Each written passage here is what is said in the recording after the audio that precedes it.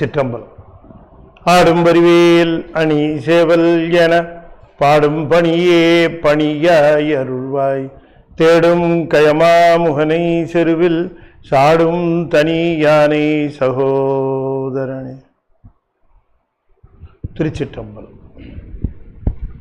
சக்கரவர்த்தி தவராச யோகி எனும் மிக்க திருமூலனருள் மேவுநாள் என்னாலும். திருச்சிற்றம்பலம்.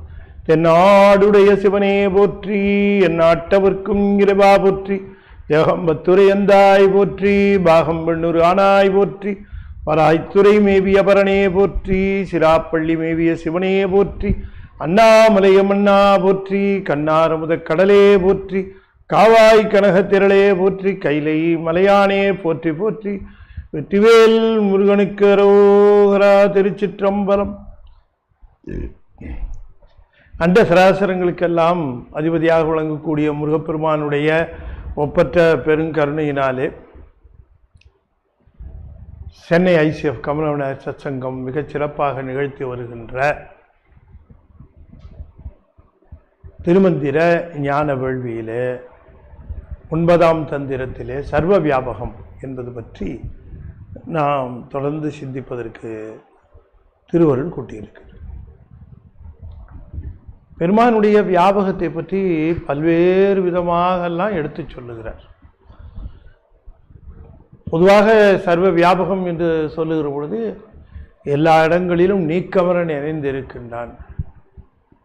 தாய்மலர் கூட சொல்றார், அங்கிங்கெனாதபடி எங்கும் பிரகாசமாய் ஆனந்த பூர்த்தியாகி அருளோடு நிறைந்தது எது என்று கேட்கிறார். எல்லா இடங்கள்லையும் இருக்கிறார் என்று சொல்லுகிற பொழுது இந்த எல்லா இடங்களையும் என்று சொல்லுவதை எவ்வாறு எடுத்துக்கொள்ளலாம் என்பதை அவரவருக்கு உரிய நிலையில தான் அதை எடுத்துக்கொள்ள முடியும். இப்போ ஒருவருக்கு அவருடைய நிலைக்கு ஏற்றவாறு அந்த எல்லாம் என்பதை அவர் பொருள் எடுத்துக்கொள்வார். எல்லாம் எனக்கு தெரியும் அப்படின்னு ஒருவர் சொல்லுவாரே, ஆனால் அவர் ஏதோ ஒரு குறிப்பிட்ட ஒரு செய்தியில் எல்லாம் தனக்கு தெரியும் என்று குறிப்பிடுகின்றார். பணத்தை எடுத்துக்கொண்டு போகிறீர்கள், பஸ்ஸில் போகிறீர்கள், அந்த பஸ்ஸு கூட்டமாக இருக்கும், அதனால் கவனமாக பணத்தை எடுத்து செல்லுங்கள் அப்படின்னு யாரோ ஒருத்தர் சொல்கிறாரு. எல்லாம் எனக்கு தெரியும் என்று சொல்லுகிற பொழுது எந்தெந்த இடத்திலே பணத்தை இழக்க வாய்ப்புகள் இருக்கிறது, அந்தந்த இடங்களை எனக்கு தெரியும், அங்கே நான் கவனமாக இருப்பேன். அப்படிதான் அது அர்த்தம். எங்கெங்க பணம் இழக்கலாமோ அந்த இடத்துல எல்லாம் நான் கவனமாக இருப்பேன் என்று சொல்லுகிறார். எல்லாம் எனக்கு தெரியும் சொல்லுகிறார். ஆனால் அவருக்கும் தெரியாத ஒரு விதத்திலே அந்த பணத்தை மற்றவர் கவருவதற்கான வாய்ப்பு இருக்கிறது என்பது அவருக்கு தெரியாமல் இருக்கலாம்.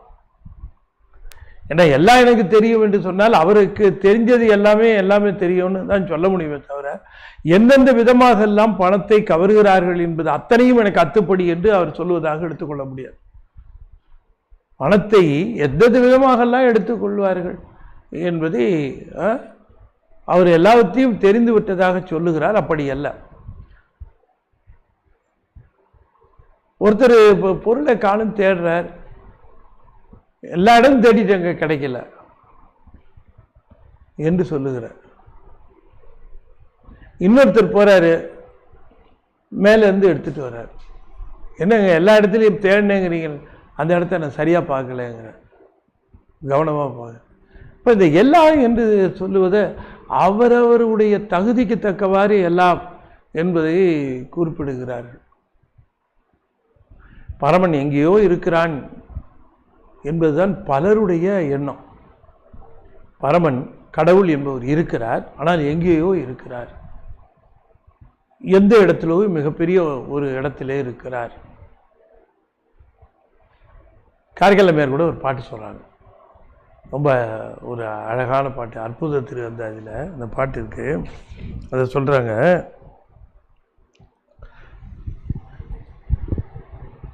காரைக்காலமையார் அவன் எங்கே இருக்கிறான், உலகத்தில் இருக்கிறானா, உலகத்தை தாண்டி இருக்கிறானா, உலகத்தை கடந்து இருக்கிறானா என்பது யாராலையும் தெரிந்து கொள்ள முடியாத வகையில் இருக்கிறது என்று காரைக்காலமையார் சொல்லுகிறார். ஆனாலும் மைஞான்ற கண்டத்து வானவர் பெருமானார் என்று அடையாளம் சொல்லுகிறார். அப்பர் சாமி ஒரு பாட்டு சொல்லுகிறார், எங்கேயோ மேலே இருக்கிறான் கடவுள் என்று சொல்லுகிறார்கள். இருக்கலாம், சாமி சொல்றார், இருக்கலாம். அண்டம் கடந்து மேலே இருக்கக்கூடிய பகுதி இருளாகத்தான் இருக்கும். அங்கே வெளிச்சம் இருக்கிறதுக்கு வாய்ப்பு இல்லை. இயற்கையாக சூரிய ஒளி பட்டிருந்தா, அந்த சூரிய ஒளி படக்கூடிய வாய்ப்பு இருந்தால் அந்த கிரகம்தான் வெளிச்சமாக இருக்கும் இல்லையா? மற்ற இடம் வெளிச்சமாக இருக்கிறதுக்கு வாய்ப்பு இல்லை. ஆகையினால அண்டத்தில் பல இடங்கள் இருளாக இருக்கிறதான் இப்போவும் விஞ்ஞானம் சொல்லுகிறது. அதனால அங்கே இருள் தான். அதை சொல்லுகிறார் அப்பர் சுவாமி. அண்டமார் இருளும் கடந்து, 5ஆம் திருமுறை, அண்டமார் இருளும் கடந்து, திருக்குறுந்தொகை, அண்டத்தை கடந்து அங்கே பொருந்தி இருக்கக்கூடிய, ஆக்கிரமித்துக் கொண்டிருக்கக்கூடிய இருளும் கடந்து அங்கே உம்பர் உண்டு போலும் ஒரு ஒன் சுடர். இந்த பரமன் என்று சொல்லக்கூடியவன் இங்கே இருப்பான் போல இருக்கு, மேல இருப்பான் போல இருக்கு, ரொம்ப பெரியவன் இல்லையா, இருக்கான். உண்டு போலும் ஒரு ஒன் சுடர். ஆமா, அந்த சுடர் அங்கே இருக்கிறதை யார் போய் பார்த்து நமக்கு இங்க சொல்றது? அச்சுடர் கண்டு இங்கு யார் அறிவார் அப்படின்னு கேட்கிறார். அச்சுடர் கண்டு, ஆமாப்பா பார்த்தேன் அங்க இருக்கு என்று சொல்லுவதற்கு யார் இருக்கிறார்? இல்லை, யாரால் அது முடியும்? அச்சுடர் கண்டு இங்கு யார் அறிவார்? அண்டம் கடந்து உம்பர், அண்டம் கடந்த இல்ல அண்டமார் இருளும் கடந்து உம்பர் உண்டு போலும் ஒரு ஒன் சுடர். உண்டு போலும் ஒரு ஒன் சுடர் இருக்கலாம், இருக்கலாம். ஆனால் அது அங்க போய் பார்க்கிறது எப்படி எப்படி தெரியும்? யார் பார்க்கிறது? யார் பார்த்துட்டு வந்து சொல்றது? அண்டம் கடந்து போய் பார்க்கறது எப்படி? ஆனா சொல்றாரு, அடுத்தது ஒன்று சொன்னார் பாருங்க, அதுதான் அற்புதமா சொன்னார். அறிவாரெல்லாம் அவனை, அப்படி இருக்கிறவனை அறிந்தவர்கள் எல்லாம், அப்படி இருக்கிறான்னு சொல்லுகிறவர்களுக்கெல்லாம் பெண்திங்கள் கண்ணி வேதியன் என்பரே. பெரையை சூடி சடாமுடி அணிந்து கொண்டு இருக்கக்கூடிய ஒரு திருக்கோலத்தை தான் அவனுக்கு சொல்லுவார்களே தவிர வேற சொல்ல மாட்டேங்கிறாங்க. ஏன்னா அது அவனே காட்டிய காட்சி. அங்க போய் அவனை யாரும் பார்க்க முடியாது. அவனே காட்டின காட்சி இது. அவனே காட்டின காட்சிங்கிறதுனால இதை நாம வணங்குறது தான் சிறந்தது. நமக்கு எதுக்கு அந்த வடிவத்தை பத்தி? ஏன் இப்ப நமக்கு என்ன பேச்சு? அவர் எப்படி இருப்பாருன்னு இங்க நமக்கு காட்டி இருக்கிற காட்சி இது. இங்க அவன் வெண்திங்கள் கண்ணி வேதியன், அறிவாரெல்லாம் அவரை பற்றி அறிந்து பேசுகிறவர்கள் எல்லாம் இப்படிதான் சொல்றாங்க. அதாவது என்ன சொல்லுகிறார்? அருளாளர்கள் பக்தி மிகுந்து அவனை வணங்குகிற பொழுது அவர்களுக்கெல்லாம் இப்படித்தான் காட்சி கொடுத்திருந்திருக்கிறான். சுந்தரருக்கு இப்படித்தான் காட்சி கொடுத்திருக்கிறான், காரைக்காலமையருக்கு இப்படித்தான் காட்சி கொடுத்திருக்கிறான். நிறைய பெரிய புராணத்தில் ஒரு அருளாளர்களுக்கெல்லாம் இப்படிதான் காட்சி கொடுத்திருக்கு. ஆனால் அவங்க எல்லாம் சொல்றது திங்கள் கண்ணியானைத்தான் சொல்லுகிறார். மாதற்பிறை கண்ணியானே மலையான் மகளோடும் பாடி,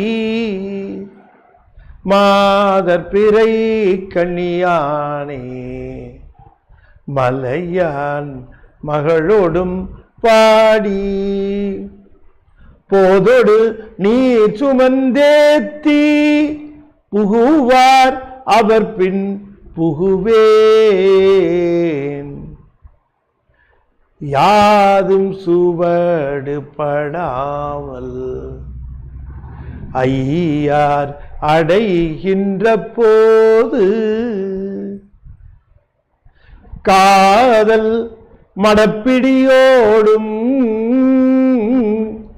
களிறு வருவன கண்டேன் கண்டேன் அவர் திருப்பாதம் கண்டறியாதன கண்டேன் கண்டேங்கிற அங்க போய் யார் பார்க்கறது இங்கே வந்துட்டாரியா கண்டேன் அவர் திருப்பாதம் கண்டறியாதன கண்டு அறியாதன கண்டேன் அங்க போய் கண்டு அறியாதவற்றை இங்கே கண்டு அறிந்தேன் அவர் கொடுத்தா காட்சி தான் ஆகையினாலே மேலும் இருக்கிறான் அவன் கீழும் இருக்கிறான் அதுதான் முக்கியம் மேலே இல்லை என்று நான் சொல்ல முடியாது காரணம் மேலே இருக்கக்கூடிய அண்டங்கள் எல்லாமே பூமிக்கு சகாயமாகவே இருக்கின்றன இந்த பூமிக்கு சகாயமா இருக்கு அதனால பூமியில உயிர்கள் வாழ்ந்து கொண்டு இருக்கின்றன கொஞ்ச காலத்துக்கு ஆனா அதுக்குள்ளேயே அது நம்மளுக்கு தான் இது நினைச்சிருது பூமியை எப்படி பாதுகாக்க வேண்டும்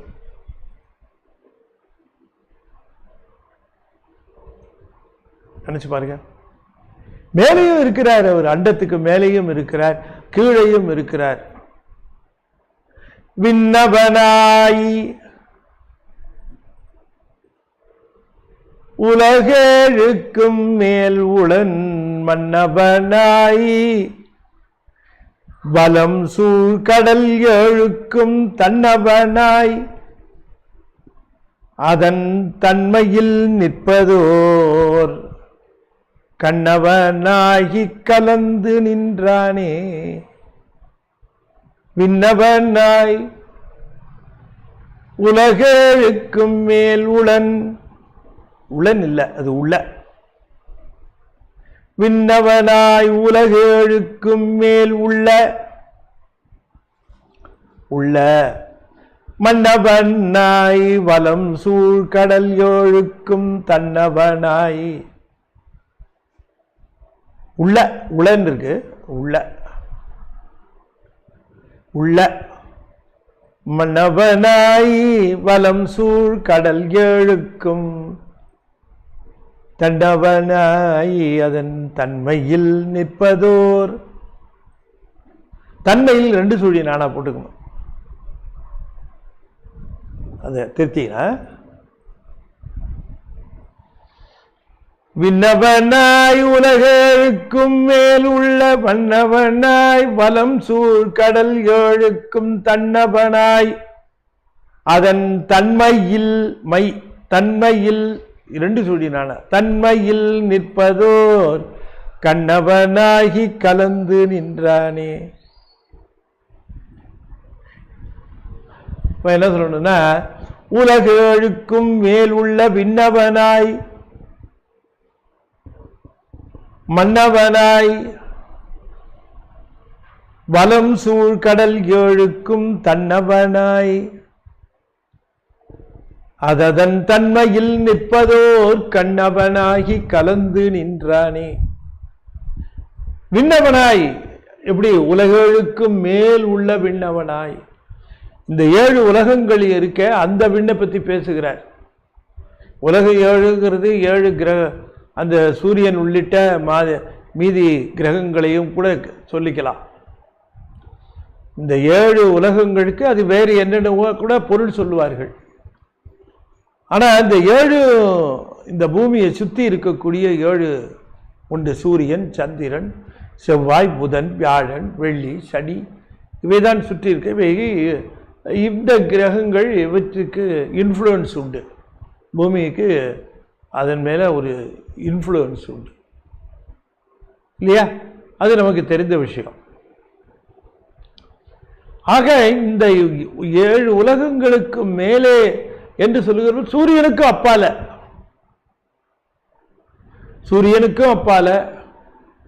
சரிக்கும் அப்பால வியாழனுக்கு அப்பால எல்லாத்துக்கும் அப்பாலுக்கு அப்பாலை பாடுதுங்கான அம்மானையினர் அப்பாலுக்கு அப்பாலை பாடுதுங்கானம்மானே. அது அப்பாலுக்கு அப்பாலைன்னு சொல்லுது. அப்பாலுங்கிறது நீ இந்த 7 உலகங்களை பற்றி அதுதான் அப்பால் இல்ல, அப்பாலுக்கு அப்பால். அதைத்தான் இங்கேயும் சொல்லுகிறார். அப்பாலுக்கு அப்பாலை பாடுதுங்கானம்மான என்று சொல்லுவது போல உலகோழுக்கும் மேல் உள்ள விண்ணவனாய், அங்கே அவனுடைய ஆட்சி அங்கேதான் இருக்கிறது, அங்கிருந்து இருக்கிறான். ஆனா அவனை எப்படி தெரிந்து கொள்வது என்றால் மன்னவனாய், இந்த மண்ணுலகிற்கு ஆட்சி செய்கின்றவனாக அவன் விளங்குகிறான். அதில் திண்மை உடையவனாக அவன் விளங்குகிறான். மன்னவனாய் என்று சொன்னால் மண்ணில் திண்மையாக இருக்கிறான். பலம் சூழ் 7 கடலுக்கும், கடல் 7க்கும், உலகம் 7 என்பது போல கடலும் 7 என்று சொல்லுவது வழக்கம். 7 கடல், 7 கடலுக்கும் தன்னவனாய் நீரிலே குளிர்ச்சியாக விளங்குகின்றார். ரொம்ப அருமையா மணிவாசகர் சொல்லுகிறார், மண்ணினில் திண்மை வைத்தோன் காண்க. அந்த பகுதியை பார்க்கணும். இவ்வளவு விஞ்ஞான உண்மையோட அவர் மணிவாசகர் அதை சொல்லுகிறார் திருவாசகத்தில். மண்ணினில் திண்மை வைத்தோன் காண்க, நீரில் இன்சுவை வைத்தோன் காண்க, தீயினில் வெம்மை செய்தோன் காண்க. இதெல்லாம் அந்தந்த பூதங்களுக்கு அந்தந்த ஒரு என்ன சொல்லுகிறது, அருக்கனில் சோதி அமைத்தோன் காண்க, திருத்தகு மதியில் தன்மை வைத்தோன் காண்க, தின்திரல் தீயின் வெம்மை செய்தோன், பொய்தீர் வானில் கலப்பு வைத்தோன், மேதகு காலின் ஊக்கம் கண்டோன், நிழல் திகழ் நீரில் இன்சுவை நிகழ்ந்தோன், வெளிப்பட மண்ணின் திண்மை வைத்தோன் என்று என்று எனைப்பல கோடி எனைப்பல பிறவும். இது அப்படியே சொல்றாரு திருமூலர். இதென்று என்று எனைப்பல கோடி எனைப்பல பிறவும். அடுத்த வரி போடுமா, எனைப்பல கோடி எனைப்பல, நீரில் இன்சுவை, காலின் ஊக்கம், மண்ணின் திண்மை வைத்தோன் என்று என்று எனைப்பல கோடி எனைப்பல பிறவும். அதாவது அந்தந்த பொருள்களிலே அந்தந்த தன்மையை அவ்வாயின் வைத்து, அது சொல்லுகிறார் பாருங்க, அனைத்தனைத்து அவ்வையின் அடைத்தோன். அப்படியே சொல்றாரு திருமூலர். அனைத்து அனைத்து அவ்வையின் அடைத்தோன், அனைத்து அனைத்து அவ்வையின் அடைத்தோம் என்பதுதான் அததது தன்மையில் நிற்போன் அப்படிங்கிற. இந்த அனைத்து அனைத்து அவ்வையின் அடைத்தோன் என்று சொல்லுகிற பொழுது எனை பல கோடி எனை பல பிற என்று சொல்லக்கூடிய பல கோடி பொருள்களிலும் என்று சொல்லக்கூடிய பலவற்றிலும் அந்தந்த தன்மைகளாக அதனிலே அதனை அடைத்து அதிலே காத்து நிற்கின்றான். எனைப்பல கோடி எனைப்பல பிறவும் அனைத்து அனைத்து அவ்வையின் அடைத்தோன் என்று சொன்னால் அந்தந்த பொருள்கள் அந்தந்த தன்மையிலே விட்டு நீங்காதபடிக்கு அவற்றிலே நிலைத்து நிற்கின்றான். அதை சொல்லுகிறார். அனைத்து அனைத்து அவ்வையின் அடைத்தோன். அதைத்தான் இங்க வலம் சூழ் கடல் 7க்கும் தன்னவனாய், தன்மை உடையவனாய், தன்னவனே குளிர்ச்சி, தன்மை உடையவனாய்ங்கிறது தன்னவனாய் ஆச்சு.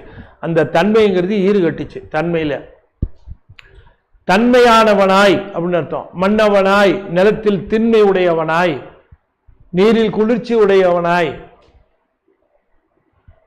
நெருப்பில் தீயில் வெம்மை உடையவனாய், காற்றில் ஊக்கம் உடையவனாய், ஆகாயத்தில் கலப்பு உடையவனாய்.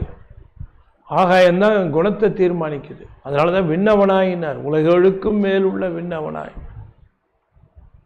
அந்த ஆகாய கூறு தான் மிக முக்கியமான கூறாக விளங்குகிறது. இப்படி அததன் தன்மையில் நிற்பது அததன் தன்மையில் அததன் வயின் அவ்வாறு அடைத்தோன் என்று சொல்லுகிறாரே, அதன் போல அந்தந்த பொருள் அததன்கிறது அதன்னு வந்திருக்கு. அதுதன் தன்மையில் நிற்பது என்று சொன்னால் மணிவாசகர் சொன்னது போல எனைப்பல கோடி எனைப்பல பிறவும் அனைத்து அனைத்து அவ்வையின் அடைத்தோன், அனைத்து அனைத்து அவ்வையின் அடைத்தோன். அப்படியே இது ஒரு பக்கம்னா அது இன்னொரு பக்கம், திருமந்திரம் ஒரு பக்கம்னா திருவாசகம் இன்னொரு பக்கம், ரெண்டும் அப்படியே. அவ்வாறு இந்த இருவரும் அருளாளர்கள், இந்த இருவரும் அருளாளர்கள் சைவத்துக்கு என்ன பெரிய பாக்கியங்க, நினைச்சு கூட பார்க்க முடியாது. வேற யாரு எந்த சமயத்திலே நினைச்சு கூட பார்க்க முடியாது. அப்படி அருக்கணில் சோதி அமைத்தோன் திருத்தகு மதியின் தன்மை வைத்தோன் தின்திரல் தீயின் வெம்மை செய்தோன் பொய்தீர் வானில் கலப்பு வைத்தோன் மேத்தகு காலின் ஊக்கம் கண்டோன் நிழல் திகழ் நீரில் இன்சுவை நிகழ்ந்தோன் வெளிப்பட மண்ணின் திண்மை வைத்தோன் என்று என்று எனைப்பல கோடி எனைப்பல பிறவும் அனைத்து அனைத்து அவ்வையின் அடைத்தோன் உலகேழுக்கும் மேலுள்ள விண்ணவனாய் மன்னவனாய் வலம் சூழ் கடல் ஏழுக்கும் தன்னவனாய் அததன் தன்மையில் நிற்பது. அப்படி நிற்கலைன்னா அது அதனுடைய தன்மையில நிற்காது, அதன் தன்மையில நிற்பது. அது மட்டும் இல்ல, இது அந்தந்த பொருள்களிலே அந்தந்த பொருளின் தன்மையாக நிற்பது பெருசு இல்லை. அதை விட ஒரு மிகப்பெரிய செய்தி என்னன்னா, எப்படி அவன் கலந்து இருக்கிறான்னா, எல்லா உயிர் பொருள்களிலும் அந்த உயிரின் அறிவுக்கு அறிவாக இருக்கிறான். இந்த உயிருக்கு அறிவுக்கு அறிவாக இல்லைன்னா அந்த அறிவு செயல்படாது. நாம நினைக்கிறது போல அறிவுள்ள பொருள் செயல்படும் என்று நினைக்கிறோம். ஆனால் அறிவுள்ள பொருள் செலுத்தினால் செயல்படும். அது செலுத்தப்படுகிற அறிவு தான். நல்லா கவனமா கேட்கணும். இன்ப துன்பத்தை அனுபவிக்கும், அது செலுத்தப்படுவது. அதுக்கு இருக்க சுதந்திரம் விருப்ப வெறுப்பு மட்டும்தான். விருப்ப வெறுப்புக்கு தகுந்தவாறு செலுத்தப்படுகிறது, செலுத்தப்படுவதற்கு தக்கவாறு அனுபவப்படுகிறது. விருப்பு வெறுப்பு தாங்க நம்முடைய சுதந்திரம். நான் வெறுக்கிறது விருப்புக்கிறது ரெண்டும் இருக்க, அதுதான் என்னுடைய சுதந்திரம். சுதந்திரம் என்னன்னு பார்த்துக்கணும். என்னுடைய சுதந்திரம் என்பது என்னுடைய விருப்பு வெறுப்பு தான். இந்த விருப்பு வெறுப்புக்கு தக்கவாறு தான் அவர் செலுத்துவார், நாம் செலுத்தப்படுகிறோம். இது அடிப்படையா நாம புரிந்து கொள்ள வேண்டும். கடவுளை பற்றி நாம ரொம்ப சரியா தெரிந்து கொள்ள வேண்டும். நான் எனக்குன்னு ஒரு விருப்பம் இல்லைன்ட்டா வம்பே முடிஞ்சு போச்சு. நீ என்ன விரும்புகிறாயோ அதுதான் எனக்கு விருப்பம். இச்சை முழுவதும் அவர் மேலேயே வச்சுட்டா, அவர் என்ன விரும்புகிறாரோ அதுதான் நமக்கு விருப்பம்.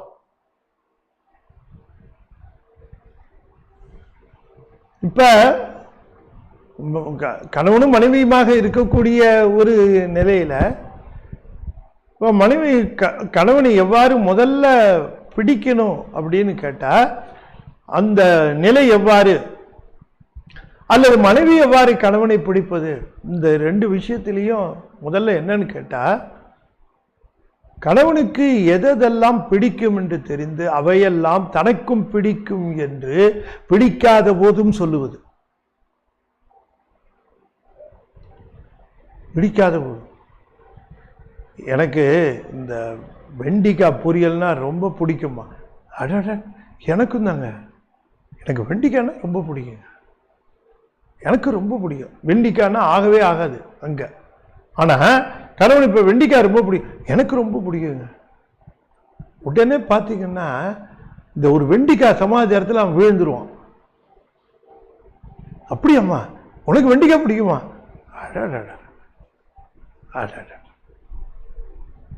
அடுத்தது இவ என்ன சொல்லுவா, அடுத்தது வெண்டிக்காய் பிடிக்கும்னு சொல்லி அவ அடடடான்னு வந்து இருக்கிற ஒரு நேரத்தில் இவன் உடனே சொல்லுவா, ஆனால் எனக்குங்க இந்த முருங்கைக்காய் பிடிக்கவே பிடிக்காதுங்க, அவனுக்கு முருங்கைக்காய் ரொம்ப பிடிக்கும். இப்போ என்ன பண்ணுவான், அதுதானே இல்லைம்மா, முருங்கைக்காய் அவனுக்கு பிடிக்கலன்னா எனக்கும் பிடிக்காது, அதை பற்றி என்ன, சும்மா உதாரணத்துக்காக சொல்கிறேன். இப்போ நீங்கள் கவனமாக பார்க்கணும், இது தான் வந்து இந்த இதுக்கு பேர் விட்டு கொடுக்கறது என்பதில்லை, ஒத்து போகிறது பேர். இது இது இது வந்து ஒரு உத்தி. இணைந்து வாழப்போகிற இருவருக்கு இடையே சுமூகமான ஒரு சூழ்நிலை பார், எனக்கு அது பிடிக்காது, இது பிடிக்காது, இது கிடைக்காது, அது தெரியாது, இது பண்ணாது, இதெல்லாம் நீ பண்ணக்கூடாதுன்னு என்று சொல்லுவானே, ஆனால் அவன் சொன்னது அத்தனையும் செய்யணும்னு ஆசை வரும். ரெசிஸ்டன்ஸ் அது எப்போவுமே வரும். அதனே பிடிக்காதுன்னா அவன் சாப்பிடாம போகிறான், நான் ஏன் சாப்பிடாம இருக்கணும், அந்த மாதிரி. இது இப்படியே இந்த ரிஃப்ட், ஏன்னா நல்லவே கட்டு சேர்ந்து இருந்தாகணும்னு ஒரு முடிவுக்கு வந்தாச்சு. அப்படிதான் பழைய காலங்களில் ஒருத்தருக்கு ஒருத்தர் விட்டு கொடுப்பான். பழைய காலங்களில் பெண்ணை அடிமையாக வச்சுருந்தான், தப்பு. வெளியில் பார்த்தா பெண்ணை அடிமையாக வச்சிருக்கான், உண்மையிலேயே பார்த்தா அவன் தான் அடிமையாக இருப்பான், அவங்களுக்கு அவன் தான் அடிமையாக இருப்பான். அந்த மாதிரி எத்தனையோ குடும்பம் வெளியில் பார்த்தா அவர் அப்படி இதாகவும் அவருக்கு அடங்கினவங்கள மாதிரி, ஆனால் உள்ளே வந்து அந்த அம்மா என்ன சொல்கிறாங்களோ அதுதான் கேட்பார். இது ஒரு நல்ல சுமூகமான ஒரு பேட்டர்ன் தான், ஒன்றும் தப்பு கிடையாது. இதுதான் வாழ்க்கையை வெற்றி கொள்வது. நாம் நம்முடைய விருப்பு வெறுப்பு, எனக்கு இது பிடிக்காது, எனக்கு அது பிடிக்கும் அப்படின்னு சொன்னால் சாமி உடனே உனக்கு அதெல்லாம் பிடிக்காத, சரி ரைட், பிடிக்காதுல்ல, அதுவா உனக்கு வர மாதிரி பண்ற, அதுதான் நடக்குது. எப்போ சாமியை கல்யாணம் பண்ணிக்கிட்டு போ, ஆமா பண்ணிட்டு போ, பாருப்பா உனக்கு எதெல்லாம் பிடிக்குமோ அதெல்லாம் எனக்கு பிடிக்கும், நீ கொடுக்கறதெல்லாம் உனக்கு பிடிச்சதை கொடுக்குறேன்னு அர்த்தம், நான் எடுத்துக்குவேன் அப்படின்னு எடுத்துட்டோன்னு வச்சுங்க, சிக்கலே இருக்காது, சிக்கலே இருக்காது. அத்தனை அவசரமாக வீட்டுக்கு போனால் கஞ்சி தான் கிடைச்சது, சாமி உனக்கு இன்னைக்கு எனக்கு கஞ்சி கொடுக்கணும்னு ஆசை வந்திருக்குது, கொடுத்துருக்குறேன், குடிக்கிறேன் அப்படின்னு குடிச்சிட்டீங்கன்னு வச்சுக்கோங்க. இதைத்தான் எதிர்பார்க்குறேன், இந்த பக்குவத்தை தான் சாமி எதிர்பார்க்குறேன். யாரை கேட்டு கஞ்சி எப்படி அப்படின்னு ஒரு அந்த விருப்பத்தை நல்ல கவனமாக கேட்கணும். விருப்பு இல்லாமல் இருக்கிறதுனா என்ன அர்த்தம்னா, வருவதை விரும்புவது, என்ன வருகிறதோ அதை விரும்புவது, இப்படித்தான் ஓகே ஸ்மூத்தா. எப்படி அது அந்த விருப்பை இறைவனுக்கு ஒப்படைச்சிட்டோம்னா லைஃப் எவ்வளோ ஸ்மூத்தாக போகுங்கிறத அனுபவிச்சவங்களுக்கு தான். எனவே இறைவன் என்பவன் விருப்புக்கு தக்கவாறு செலுத்துகிறான், நாம் செலுத்தப்படுகிறோம். எனவே விருப்பு வெறுப்புங்கிறது நம்மகிட்ட இருக்கு. அதனால அறிவை அவன் நம்முடைய வெறுப்புக்கு தக்கவாறு செலுத்தி கொண்டு இருக்கிறவனாக, ஒவ்வொரு உயிரினுடைய வெறுப்புக்கு தக்கவாறு எவ்வளவு பேலன்ஸ் பண்றான். மானுக்கு அது மேய்ஞ்சாதான் அதுக்கு பசி போகும், புலி மேயாது, வேட்டையாடினாதான் அதுக்கு பசி போகும். புலியோட பசியையும் போக்கணும், மானோட பசியையும் போக்கணும். புலியும் இருக்கும், மானும் இருக்கும். இதுதான் அந்த தீரி. அங்க அப்படிதான் வச்சிருப்பார். இந்த நிலையில ஒவ்வொரு உயிரினுடைய அறிவிலேயும் அந்த அறிவுக்கு அறிவாக இருந்து செலுத்துவதனால் அந்த அறிவு செலுத்தப்படுகிறது. புலியின் அறிவு உண்டு, புலிக்கு அறிவு உண்டு, ஆனால் அறிவு செலுத்தப்படுகிறது, அதனுடைய பழைய வினைகளுக்கு தக்கவாறு செலுத்தப்படுகிறது. மான் அதனுடைய பழைய வினைகளுக்கு தக்கவாறு அதனுடைய அறிவு செலுத்தப்படுகிறது. அதுகளுக்கு புதிதாக வினை கிடையாது, பழைய வினைகளின்படி அவை செலுத்தப்படுகின்றன. எதுக்காக இதை சொல்ல வருகிறேன்னா, ரொம்ப தெளிவா சொல்லுகிறார். வெறும் அறிவற்ற பொருள்களிலே கலந்து நிற்பது மட்டுமல்ல, நிற்பது அதன் தன்மையில் நிற்பது, அது மட்டுமல்ல ஓர் கண்ணவனாகி, கண்ணுன்னா அறிவு, இந்த இடத்துல கண் என்பது அறிவை குறிக்கும். கண்டவனாகி அந்தந்த அறிவுக்கு அறிவாகி நின்று கலந்து நின்றானே, உடன் நின்றான் அர்த்தம். உடன் நின்றான், கலந்து நின்றான் என்று சொல்லுகிற பொழுது சேர்ந்து நின்றானா இல்ல தள்ளி நின்றானா இல்ல, கலந்து நின்றான், உடனாக இருந்து செலுத்துகின்றான். ஏன்னா ஒன்றாய் வேறாய் உடனாய் இருக்கிற பொழுது ஒன்றாய் இருப்பது நிலைத்தல், வேறாய் இருப்பது அறிவித்தல், உடனாய் இருப்பதுதான் செலுத்துதல்.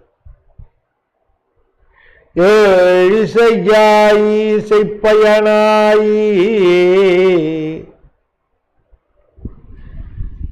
எழிசையாய் இசைப்பயனாய் நமுதாய் என்னுடைய தோழனுமாய் யான் செய்த துருசுகளுக்கு உடனாகி வினைகளை செலுத்துகின்றவனாக உடனாக விளங்குகிறான், என்னை செலுத்துகிறான்.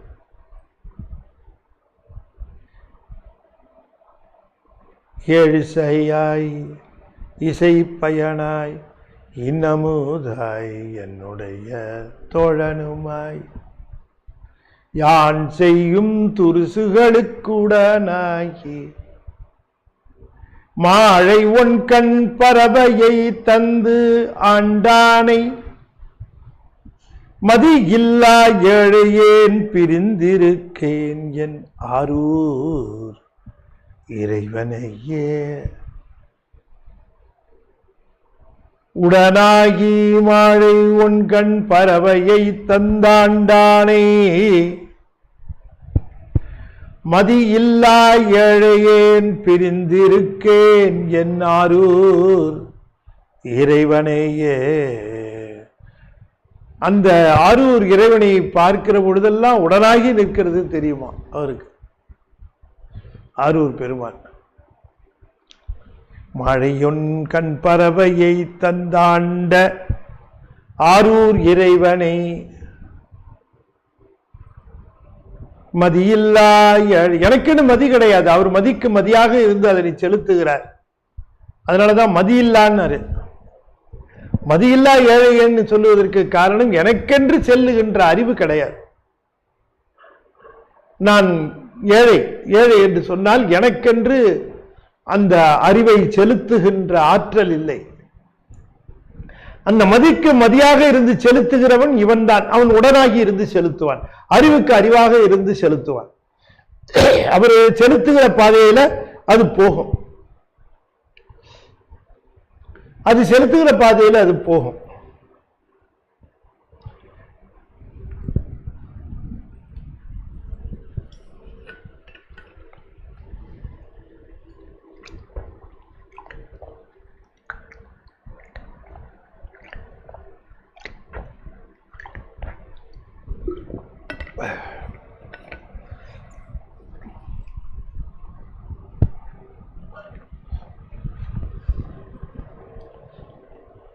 எவ்வளவு அழகா சொல்லியிருக்காரு பாருங்க. உடனாகி இருக்கிறதுக்கு காரணம் மதியில்லா ஏழையன். நானா போக முடியுமா? என்னை எங்கேயோ இங்க கொண்டு விட்டுவிட்டார். எப்போ போய் நான் ஆரூர் சேர்வது?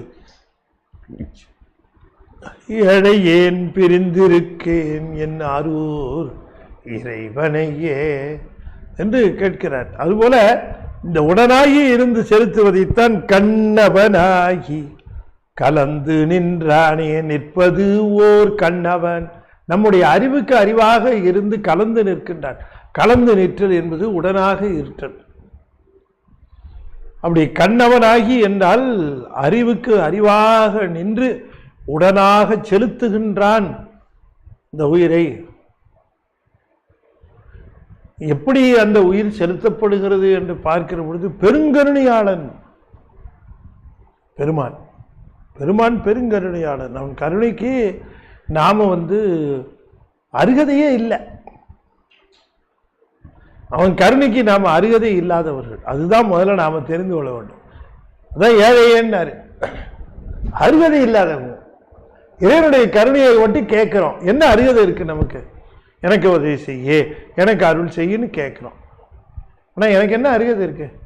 அவர்கிட்ட அந்த உதவியை கேட்கிறேன்னு என்ன ஒரு அருகதையை வச்சுட்டு நான் கேட்குறேன்? என்று மிகப்பெரியவர்களே அப்படி சொல்லுகிற பொழுது நமக்கு தகுதி சொல்லி சொல்ல முடியுமா?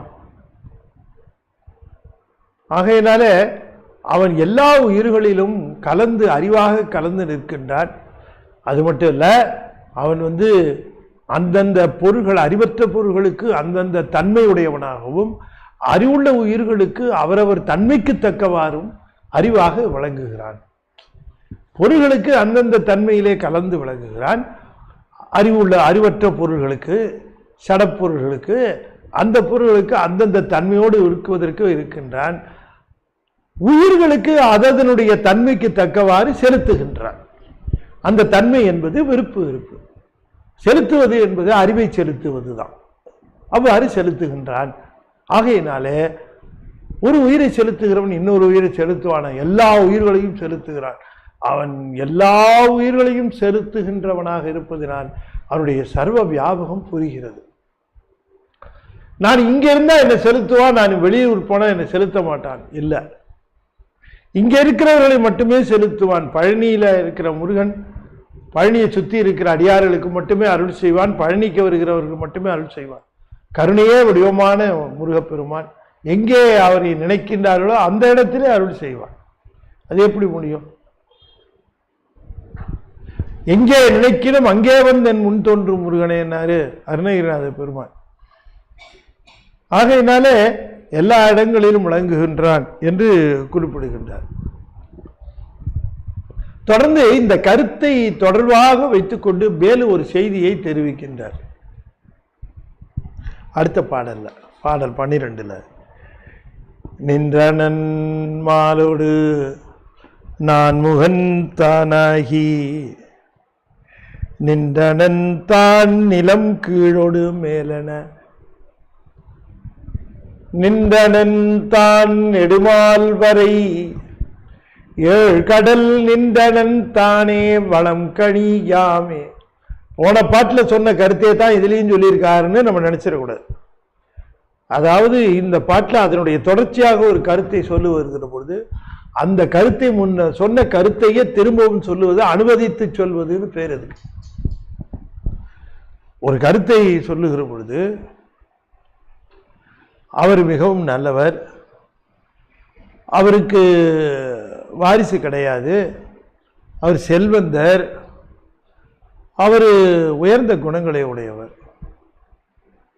நம்முடைய இந்த திட்டத்திற்கு அவர் உயர்ந்த குணமுடையவராகவும் வாரிசு இல்லாதவராகவும் செல்வந்தவராகவும் இருப்பதினாலே நமக்கு அவர் உதவி செய்வார் அப்படின்னு சொன்ன பொழுது முன்ன சொன்னதையே தான் திரும்பவும் சொல்லியிருக்கிறேன். அது அனுமதித்து சொல்வது. இப்ப அவர் உதவி செய்வார்னு சொல்ல வருவதற்காக முன்ன சொன்னதை இப்ப திரும்ப, அது போல முந்தின பாட்டில் சொன்ன செய்திகளை திரும்பவும் அனுமதித்து சொல்லுகிறார். அதுக்கு அனுமதித்து சொல்லுதல் என்று பெயர். அப்படி சொல்லலைன்னா சொன்னதையே சொன்னார்னு ஆயிடும்.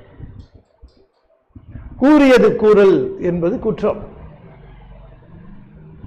அதெல்லாம் நமக்கு சர்வசாதாரணமா வரும். நமக்கு அந்த குற்றம் எல்லாம் சொன்னதையே சொல்லிட்டு இருக்கிறோம். இதில் சொன்னதையே வருஷக்கணக்காக சொல்லிட்டு இருப்போம். புதுசா என்ன கருத்து சொல்றாங்கிறது இருந்தா தானே சொல்றது.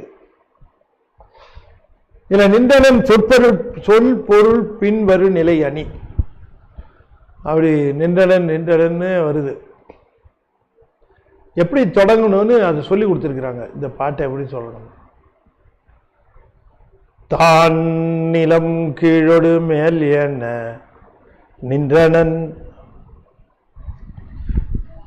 தான் நிலம் கீழோடு மேல் என நின்றனன் தான் நிலம் கீழோடு மேல் என நின்றனன் தான் நெடு மால்வரை என ஏழ் கடல் என நின்றனன். அப்படி பிரியன் மாலோடு நான் முகன் தானாகி நின்றனன் தானே வளம் கனி யாமே. இப்படி கொண்டு விட்டு அதை படிக்கணும். நான் இன்னொரு தடவை படிக்கிறேன், அதை நீங்க கவனிச்சு கேளுங்க. தான் நிலம் கீழோடு மேல் என நின்றனன். ரெண்டாவது வரியில தான் நிலம்னு இருக்குல்ல, அதுல இருந்து நான் தொடங்குறேன். தான் நிலம் கீழோடு மேல் என நின்றனன். மூணாவது வரைக்கும் வந்துட்டேன். நின்றனன் தான் நெடுமால் வரை, அங்க மேல் எனன்னு ஒரு என இருக்குல்ல, அந்த என தூக்கி இங்கேயும் போட்டுக்கணும். திரும்ப மால் வரை என ஏழு கடல் என நின்றனன். தானே நின்றனன் மாலோடு நான் முகனாகி தானாகி நின்றனன். தானே வளம் கனியாமே. அதாவது தான் நிலம், இங்கே கீழே இருக்கக்கூடிய இந்த பூமி, பூமிக்கு கீழேயும் உலகம் இருப்பதாக சொல்லுகிறோம், மேலேயும் உலகம் இருப்பதாக சொல்லுகிறோம். மேல் உலகம் கீழ் உலகம் என்று இருப்பதாக நாம் சொல்லுகிறோம். கீழ் உலகம் மேல் உலகம். தான் நிலம் கீழோடு கீழ் உலகமாகவும் தானே விளங்குகிறான், இந்த பூமியாகவும் விளங்குகின்றான். நாக உலகம் என்று இருப்பதாகவும் மான உலகம் என்று இருப்பதாகவும் என்றெல்லாம் அதை குறிப்பிடுகிறார்கள். பொதுவாக சொல்றாரு இவர், பூமியில இருக்கக்கூடியவையாகவும் விளங்குகிறான். பூமிக்கு கீழே எத்தனையோ உயிரினங்கள் இருக்கு. நம்ம பூமிக்கு மேலதான் உயிரினங்கள் இருக்கிறதா நினைக்கிறோம். பூமிக்கு கீழே பூமியை தோண்டினா எத்தனை புழுக்கள், எத்தனை பூச்சிகள், எத்தனை, அது ஈகோ சிஸ்டம் படிக்கிறவங்களுக்கு தெரியும். கீழே விடுறது மக்கி போய் புழு பூச்சிகளாகி அவை அங்கே அந்த மண்ணை வளமுடையதாக ஆக்குகின்றன. உள்ள இருக்கு. அப்படி பூமிக்கு கீழேயும் ஒரு உலகம் இருக்கிறது என்று சொல்லுகிறார்கள். பூமிக்கு மேலேயும் ஒரு உலகம், பூமியும் ஒரு உலகம். இப்படி மேலென கீழென நிலமென நின்றனன் பெருமான் நிற்கின்றான். இது போன பாட்டிலையும் பார்த்தோம், மேல் கீழ் என்று நிற்கின்றான் என்று பார்த்தோம். அது மாதிரி பார்க்கிற பொழுது திரண்ட பகுதியில் பணிவாசக பெருமான் சொல்லுகிறார், மேலோடு கீழாய் விரிந்தோன் காண்க என்று சொல்லுகிறார். மேலோடு கீழாய் விரிந்தோன் காண்க. ஆகையினால தான் நிலம் கீழோடு மேலென நின்றன. இதைத்தான் அவர் சொல்லுகிறார், மேலோடு கீழோடு மேலாய் விரிந்தோன் காண்க என்று சொல்லுகிறார். இது அப்படியே திருமூலர் சொல்லுகிறார், தான் நிலம் கீழோடு மேலென நின்றன. அது மட்டும் இல்ல, தான் நெடுமால் வரை நீண்ட பெரிய மலைகளாகவும் இருக்கின்றான். எவ்வளவு பெரிய மலைகள், எத்தனை உயரமான மலைகள், எத்தனை ஆழமான கடல்கள், 7 கடல் மால் வரை மிகப்பெரிய மலைகளையும் மிக ஆழமான கடல்களையும் கொண்டிருக்கிறது. இங்கே எப்படி இப்படி ஒன்றுக்கொன்று மாறுபட்ட நிலையிலே இது நிற்கிறது, நிலை பெற்றிருக்கிறது என்பது பெரிய ஒரு வியப்பு. அதனாலதான் சொன்னார், கடல் இன்னும் கரை இல்லாமலேயே நிற்பது அவனுடைய கருணையில் அல்லவான்னு கேட்டார் திருமூலர். முன்னையும் கேட்டிருக்கார். இவ்வளவு பெரிய கடல் கரை கட்டாம, எந்த அணையோ எந்த கரையோ எதையும் கட்டாம அப்படியே நிக்குதே எப்படி என்று கேட்கிறார். இதுல இருந்தே தெரிந்து கொள்ள வேண்டாமா இதனை நிறுத்துகிறவன் ஒரு இறைவன் இருக்கிறான்னு என்று கேட்கிறார். அப்படி 7 கடலாக அந்த கடலினுடைய வளமாக, கடலினுடைய தன்மையாக, மிகுந்த பெரிய மலைகள் வடிவமாகவும் அவன் இருக்கிறான். இப்படிப்பட்ட நிலையிலே நிலமாகவும் இருக்கிறான், மேலேயும் மேல் உலகமாகவும் இருக்கிறான், வரையாக இருக்கிறான், கடலாக நிற்கிறான். இப்படி எல்லாமாகவும் இருக்கின்றான் என்று நாம் சென்ற பாடல்ல பார்த்தோம். மேலோடு கீழாய் நின்றான் தாமே காண்க, நின்றான் காண்க என்று சொல்லக்கூடிய அந்த பகுதியை பார்த்தோம். இப்படி விளங்கி கொண்டிருக்கிற இவன் எல்லாமே தான் என்று சொல்லுகிற பொழுது இந்த உலகத்தை காத்து படைத்து கொண்டிருக்கக்கூடிய திருமாலும் நான்முகனும் இவனே தானோ என்று தோன்றும். இவனே தானா அது ரெண்டு பேரும் என்று கேட்கிற பொழுது அவர்களுக்கு இவன் அதிர்ட்டிக்கின்ற கடவுளாக விளங்குகின்றான். எனவே அவர்களை அதிர்ட்டித்து நின்று, எனவே மாலும் நான்முகனும் உயிர் வர்க்கம், மாலும் நான்முகனும் உயிர் வர்க்கம். அவர்கள் படைப்பையும் காத்தலையும் அவர்கள் செய்கிறார்கள். நான்முகன் படைப்பை செய்கின்றான், திருமால் காத்தல் செய்கின்றான் என்று சொல்லுகிற பொழுது அந்த இரண்டுக்கும் அவர்கள் இருவரையும் சிவபெருமான் தான் அதிர்ட்டித்து நிற்கிறான். எப்படி அதிர்ட்டித்து நிற்கிறான் அது நம்ம கொஞ்சம் தெரிந்து கொள்ள வேண்டும். திருமால் படைக்கிறார், ஒரு உயிரை ஒரு படைக்கிறார் என்று சொன்னால் உயிரை படைப்பது அல்ல, அது உயிரை அந்த உடலில் தகுந்த உடலிலே அதனை படைப்பது. இன்னும் சொல்ல போனால், தெளிவாக சொல்ல போனால், உயிருக்கு அதனுடைய வினைகளை அனுபவிக்கத்தக்கவாறு ஒரு உடலை படைப்பது. அது என்னென்ன வினைகளை எந்தெந்த காலத்திலே எப்படி எப்படி அனுபவிக்க வேண்டும், அதனுடைய தன்மைகள் எவ்வாறு இருக்க வேண்டும், அது எங்கே எந்த இடத்திலே எப்படி எல்லாமே டேட்டா. இதற்கு அடிப்படையில் அவர் இந்த உயிருக்கு தகுந்த கருவை படைக்கின்றார். அவ்வளவுதாங்க, உயிருக்கு தகுந்த கருவை படைக்கின்றார். ஆனால் உயிரை கருவிலே செலுத்துவது யார்? அந்த படைக்கின்ற அந்த கருவுக்குள்ளே இந்த உயிர் மிகச் சரியாக செல்ல வேண்டும் என்பதை பிரமன் செய்தல் இயலாது, பிரமன் செய்வதும் இல்லை.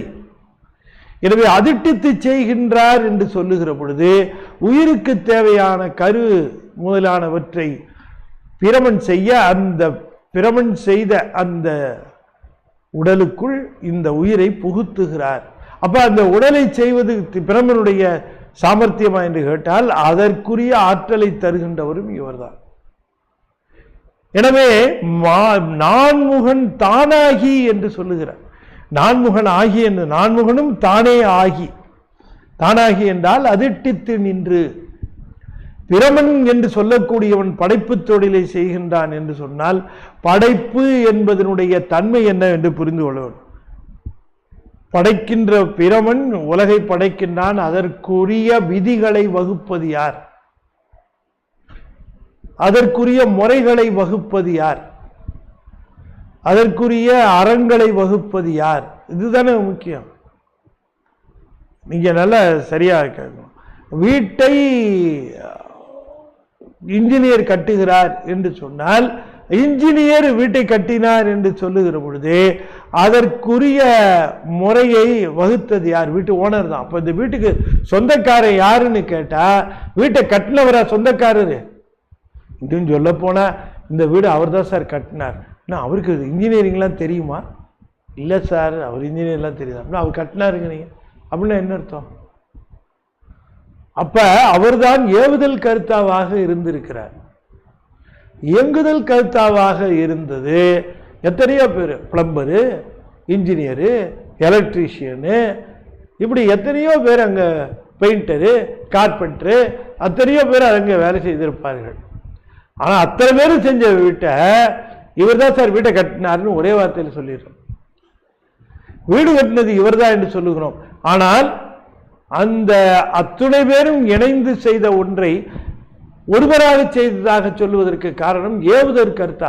அவர் இப்படி வேணும் அப்படி வேணும், இதை நிறுத்த, அதை செய்யாது என்று சொன்னால் எதையும் செஞ்சிருக்க முடியும். எனவே நான்முகன் தானாகி என்றால் படைப்பு தொழில் செய்கின்றவன் தன்னுடைய ஆற்றலிலேயோ அல்லது தன்னுடைய சுதந்திரத்திலேயோ செய்வதில்லை. அங்கே மாலோடு நான்முகன் தானாகி நின்றனன் இவன்தான். காத்தல் என்று சொன்னால் இந்த உயிர் உடம்பில் இருந்து போகாமல் காத்து கொண்டிருக்கிறான், உயிருக்கு வேண்டியவற்றை தருகிறான் என்று சொன்னால் வினைகளுக்கு மீறி தர முடியுமா திருமால்? ஒருவர் என்ன வினைகளை அனுபவிக்க வேண்டும் என்று இருக்கிறதோ அந்த வினைகளுக்கு தக்கவாறு தான் கொடுக்க முடியுமே தவிர, கேஷியர் தான் பேங்க்ல பணம் தருகிறார், உண்மைதான். அந்த பேங்க்ல இருக்கக்கூடிய யாருமே பணத்தை எண்ணி அவருக்கு கொடுக்க முடியாது. கேஷியர் ஒருத்தர் தான் கொடுக்க முடியும். என்னதான் மேனேஜர் உயர்ந்த பதவியில் இருந்தாலும், சார் வாங்க சார் பணம் கொடுத்தாரு, எவ்வளோ சார் வேணும், 5000 ரூபா, இந்தாங்க 5000 ரூபான்னு எடுத்து கொடுத்துருவார. கொடுக்க முடியுமா? முடியாது. கேஷியர் தான் கொடுப்பார். ஆனால் கேஷியர் நினைச்சா உங்களுக்கு எல்லாம் கொடுத்துட முடியுமா? அங்கிருந்து அவர் சொல்லுவார் கொடுத்துருவார். கேஷியர் லீவ் போட்டாரு, மேனேஜரே வந்து கேஷியரா உட்காந்து கொடுப்பாரு. மேனேஜர் லீவ் போட்டாரு, கேஷியர் வந்து மேனேஜர் போஸ்ட்ல உட்காந்து சாங்ஷன் பண்ண முடியாது. இதுதான் கேஷியர் மேனேஜர் ஆக முடியாது, மேனேஜர் கேஷியர் ஆகலாம். நான் பார்த்துருக்கேன் சில பிரான்ச்சில் அவசரத்துக்கு மேனேஜர் என்ன பண்ணுவார், நிறைய பேர் லீவ் போட்டுருவாங்க தீபாவளிக்கு மறுநாள். இவரே என்ன பண்ணுவார், போய் உட்காந்து செக்கப் பாஸ் முதல்ல ப்ராசஸ் போடுவார், அப்புறம் அவரே பாஸ் போடுவார், அப்புறம் அவரே கேஷில் போய் உட்காந்துக்கிட்டு பணத்தை எண்ணி கொடுப்பார். எல்லாமே அவரே செய்வார். மேனேஜர் லீவ் போட்டிருக்கார், ஒரு கேஷியர் உட்கார்ந்துருக்கார், அவரே போய் செக்கப் போட்டு பாஸ் பண்ணி முடியாது, அவர் செய்ய முடியாது. திருமால் காத்தல் தொழில் செய்கிறார் என்று சொன்னால் கேஷியர் மாதிரி வருகிறவர்கள் கொடுப்பார், அக்கௌண்ட்ல பணம் தான் கொடுப்பார். திருமாலும் நமக்கு வினை இருக்குமானால் தருவார். இதை தெரியாம 2 நாள் கியூல போய் நிற்கிறான், இருந்தா கொடுப்பாரு, இல்லைன்னாலும் கொடுக்கிறவரு மேனேஜர் தான். கேஷியர் கொடுக்க முடியாது. மேனேஜர் ஒரு லோனை சாங்ஷன் பண்ணி விட்டு அவசரமாக ஒரு ஓடி அவசரமாக பணம் அப்ளிகேஷன் கொடுங்க, சாங்ஷன்டு 2 லட்ச ரூபா வேணும் சார், கேஷியர் தரமாட்டேங்கிறார், பணம் இல்லையா அக்கௌண்ட்டில், அவ்வளோதானே, உடனே உங்களோட அப்ளிகேஷன் கொடுங்க. உடனே அதுலேயே recommendation, since this customer is a valuable customer and a prompt customer, let us sanction this amount போட்டு கையெழுத்தை போட்டு கொடு. உடனே கேஷியர் இப்போ கொடுக்க மாட்டேன்னு சொன்னவர் இப்போ கொடுப்பாரு. முதல்ல கொடுக்க முடியாது, நீங்க அக்கௌண்ட்ல இல்லையா, இப்போ கொடுக்குறீங்க, நீங்க அக்கௌண்ட்ல வந்துருச்சியா, புரியுதா உங்களுக்கு? அப்ப யாருன்னா சிவபெருமான் அக்கௌண்ட்ல ஏத்துவாரு, கொடுப்பாரு. அவரு திருமால் பண்ண முடியாது. அதனால திருமால் அதிர்ஷ்டித்து நிற்பதனாலே அவர் தன்னுடைய பணியை ஒரு எல்லைக்குள்ளே நின்றுதான் செய்ய முடியும்.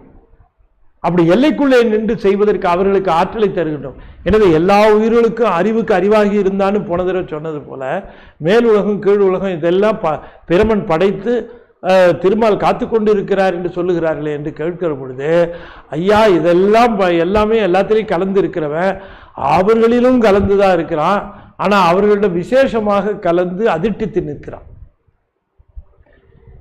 இப்ப என்னிடம் அதிர்ஷ்டித்து நிக்கல, என்னிடம் கலந்து நிற்கிறான், அவர்களிடம் அதிர்ஷ்டித்து நிற்கிறான். இந்த ரெண்டுக்கு வேறுபாடு தெரிய வேண்டும் என்று இதை சொல்லுகிறார். அதிகாரத்தை தந்துவிட்டு அந்த அதிகாரத்தை அவர்கள் ஆற்றுவதற்குரிய அதிர்ஷ்டித்தலை செய்யணும். பிரமனுக்கு படைப்பையும் திருமாலுக்கு காத்தலையும் அதிகாரத்தை தந்தது பெருமான், தந்தா பத்தாது, அதிர்ஷ்டித்து நிற்கணும் இல்லையா? கேஷியருக்கு அதிகாரம் கொடுத்துருக்க, எவ்வளவு வருதோ பணம் நல்லா இருக்கும், 2 லட்சம் 1 லட்சம் எல்லாம் கொடு, 50,000 கேட்டாலும் கொடு, செக் வந்ததுன்னா அக்கௌண்ட் கொடு அப்படின்னு அதிகாரத்தை கொடுத்தாச்சு. நீ தான் பணம் கொடுக்குற கொடுத்தாச்சு. ஆனா கேஷ்ல பணம் இல்லை. இப்ப மேனேஜர் என்ன பண்ணணும், அதுக்கு பணம் ஏற்பாடு பண்ணணும். அதையெல்லாம் பண்ணி சரி பண்ணத்தானே அவன் கொடுக்க முடியும். அதிகாரம் கொடுத்தால் மட்டும் ஆற்றலும் கொடுக்கணும். அதனால அதிகாரத்தை தந்தவன் தான் ஆற்றலையும் தந்தவனாக விளங்குகிறான். எனவே அவர்களுக்கு அதிகாரமும் ஆற்றலும் தந்தவன் சிவபெருமான் தான் என்று குறிப்பிடுகிறான். எவ்வளவு ஒரு முக்கியமான பாயிண்ட் பாருங்க. வேறுபாடு தெரிந்து கொள்ள வேண்டும். இப்ப இந்த நமக்கு கலந்திருக்கிற விஷயம், எல்லா உயிரிடமும் கலந்திருக்கிற விஷயம் வேற. இப்ப 5 அறிவு வரைக்கும் அந்த உயிர்களுடைய அறிவில சிவம் கலந்திருக்கிற விதம் வேற. 6 அறிவு இருக்கக்கூடிய மனிதர்களுடைய உயிரில் அறிவில கலந்திருக்கிற செய்தி வேற. திருமால் பிரமன் இந்திரன் உள்ளிட்ட தேவர்களிடம் அந்தந்த பதவிகளில் இருப்பவர்களிடம் அவன் கலந்து நிற்கிற விதம் வேற என்று இந்த அதிர்ஷ்டித்தலுக்கு நிலையில அனுபட்சமாக இருந்து செய்வதைத்தான் இப்ப சாமி குறிப்பிடுகின்றார். தானே வளம் கனி யாமே, இப்படி வளம் கனி யாமேனா கனிவு முதிர்ச்சி என்று அர்த்தம். கனிவுன்னா முதிர்ச்சி என்று சொன்னால் அதனுடைய முழுத்தன்மை, ஒவ்வொரு பொருளினுடைய முழுத்தன்மையும் அவனாகவே விளங்குகின்றான். அந்த முழுத்தன்மை யூனிக்கு. ஒவ்வொரு பொருளினுடைய அந்த தன்மை தானே வளம் கனியாமே என்றால் தானே வளப்பமிக்க எல்லா பொருள்களின் முழுத்தன்மையும் தானேவாக விளங்குகிறான். ஒரு ஜடப்பொருளுக்கும் ஒரு ஓரறிவு பொருளுக்கும் ஈரறிவு பொருளுக்கும், ஓரறிவு பொருள் எடுங்க, நெல் எடுத்துக்கோங்க, கரும்பு எடுத்துக்கோங்க, மாம்பழம் எடுத்துக்கோங்க, எல்லாத்துக்கும் எப்படி அவன் கலந்து விளங்குகிறான் இல்லையா? ஈரறிவு பொருள் எடுத்துக்கோங்க, மூன்றறிவு எடுத்துக்கோங்க, நான்கறிவு எடுத்துக்கோங்க, எல்லாம் அந்தந்த அறிவுக்கு தக்கவாறு அந்தந்த பொருள்களில் அந்தந்த விதத்திலே அவன் கலந்து விளங்குவதற்கு காரணம் அறிவின் நிலையிலே படிப்படியாக உயர்ந்திருக்கிற நிலையில சர்வ வியாபகத்திலே இவ்வாறு எல்லா பொருள்களும் தானுமாக, எல்லா பொருள்களிலும் தானுமாக அவன் விளங்குகின்றான் என்கிற அந்த செய்தியைத்தான் இதிலே சொன்னார் என்று சொல்லி இந்த 2 பாடல்களையும் சர்வ வியாபகத்திலே நாம் தொடர்ந்து சிந்தித்தோம். இந்த 2 பாடல்களையும் இந்த அளவிலே பார்த்து நிறைவு செய்த அந்த ஒரு நிலையில் நாம் 5 எழுத்து மந்திரத்தை 5 முறை ஓதுவேன். அன்பர்கள் தொடர்ந்து ஓத வேண்டும் என்று திருவடி பணிந்து வேண்டிக் கொள்கின்றேன். ஓ நம சிவாய, ஓ நம சிவாய, ஓ நம சிவாய, ஓ நம சிவாய, ஓ நம சிவாய. திருச்சிற்றம்பலம். அடியேன் அப்பாலும் அடி சார்ந்த அடியார் திருக்கூட்டம் நிகழ்த்திய பெரிய புராணம் பாடல் பாடலாக விளக்கம் சொன்னேன். அதில் யூஎஸ்பி இப்போ வந்திருக்குது. திருஞான சம்பந்தர் புராணம் ஒவ்வொரு பாடலுக்கும் ஞானசம்பந்தருடைய பாடல் பெரிய புராணத்தில் அத்தனை பாடலுக்கு விளக்கம் சொல்லியிருக்கோம். நம்ம இறைவனுடைய கருணையினால, அப்பர் சுவாமியுடைய வரலாறு இறைவனுடைய கருணையினால அத்தனை பாடல்களுக்கு விளக்கம் சொல்லியிருக்கிறோம். சுந்தரமூர்த்தி சுவாமிகள் வரலாறு ஒன்றாக இல்லாமல் அது தடுத்தாட்கொண்ட புராணம், ஏர்கொன் கலிக்காம புராணம், கதைத்தறிவார் புராணம், அதற்கு பிறகு வெள்ளாணை சருக்கம் என்று இப்படி நிறைவு இருக்கு. அதில் இருந்து அந்தந்த பாடல்களை தொகுத்து எடுத்து நாம் அதை தொகுத்து ஒரே சுந்தர வரலாறு மட்டுமே தொகுத்து ஒரு தனி ஒரு யூஎஸ்பியாக போட்டிருக்கோம். இந்த 3 வேணுங்கிறவர்கள் பெற்றுக்கொள்ளலாம், தனித்தனியாக வேணுங்கிறவர்களும் பெற்றுக்கொள்ளலாம். அடியன் எழுதிய ராஜாங்க சமயம் என்கிற நூல் 2 பதிப்புகள் வெளிவந்து தீர்ந்து 3வது பதிப்பு வெளிவந்து இருக்கிறது. அவசியமாக எல்லாரும் எல்லா லைப்ரரி எல்லா வீடுகள்லையும் இருக்க வேண்டியது. திருமண பரிசாக அதை வழங்கலாம். அத்தியாசிரம சுத்தாத்வைத வைதீக சைவ சித்தாந்த ஞானபான் பாம்பன் ஸ்ரீமத் குமரகுருதாஸ் சுவாமிகளுடைய புனித வரலாறு அற்புதமாக நம்முடைய ஞானத்திரளிலே வெளியாயிற்று. அதை நீங்கள் பெற்று படிக்கணும், வீட்டில் இருக்கணும். எந்த பகுதியை படித்தாலும் தெய்வீகம். வீட்டில் இந்த மாதிரி புத்தகங்கள்லாம் இருக்கணும். ஒரு நல்ல விஷயம், நல்ல நாள், இந்த புத்தகங்கள் எடுத்து படிக்கணும். ஞான குழந்தைங்கிற படக்கதை புத்தகமும் வெளியாகியிருக்கு. குழந்தைங்களுக்காகவே ஆங்கிலத்திலும் சரி தமிழிலும் சரி வெளியாகி இருக்கிறது. குழந்தைங்களுக்கு பிறந்தநாள் பரிசாக இதை கொடுங்க, கண்டதை வாங்கி கொடுக்கறதுக்கு எந்த வீட்டு குழந்தையாக இருந்தாலும் அதுக்கு இந்த ஒரு புக்ஸு காமிக் புக் வாங்கி கொடுங்க. படக்கதையாக இருக்கிறதுனால அதுங்களுக்கு ரொம்ப பிரியமாக அதை பார்க்கும், படக்கலை படிக்கும். ஆகையினால அதை வாங்கி கொடுங்க. அதுவும் இல்லாமல் இப்படி பல்வேறு விண்ணப்பங்களை அடியேன் செய்து வருகிறேன். இந்த ஞானத்திரள் பத்திரிகை எங்களுக்கு ஃபேஸ்புக் இருக்குது, நீங்கள் அதை விசிட் பண்ணலாம்.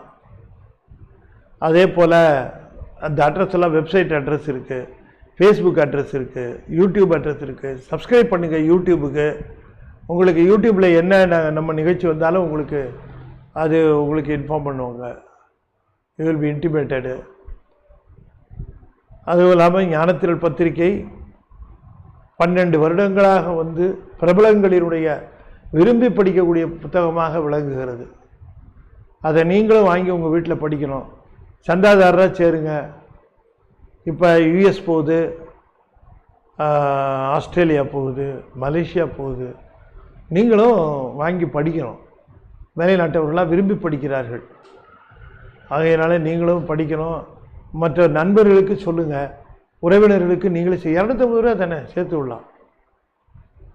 அதுவும் அதில் வருகிற கட்டுரைகளுக்கெல்லாம் உங்களால் ஏதாவது உதவி செய்ய முடியும், ஸ்பான்சர்ஷிப் பண்ண முடியும்னாலும் பண்ணலாம். அதையே நாங்கள் வரவேற்கிறோம் என்று சொல்லி இந்த அளவிலே இதனை நாம் நிறைவு செய்து மீண்டும் நாளை மாலை மிகச்சரியாக 7 மணிக்கு திருமந்திரத்தில் நாம் சந்திப்போம். தொடர்ந்து சர்வ வியாபகம் சிந்திப்போம் என்று கூறி விடைபெறுகிறேன். நன்றி, வணக்கம். திருச்சிற்றம்பலம். தென்னாடுடைய சிவனே போற்றி, என் நாட்டவர்க்கும் இறைவா போற்றி. வெற்றிவேல் முருகனுக்கு அரோகரா. திருச்சிற்றம்பலம்.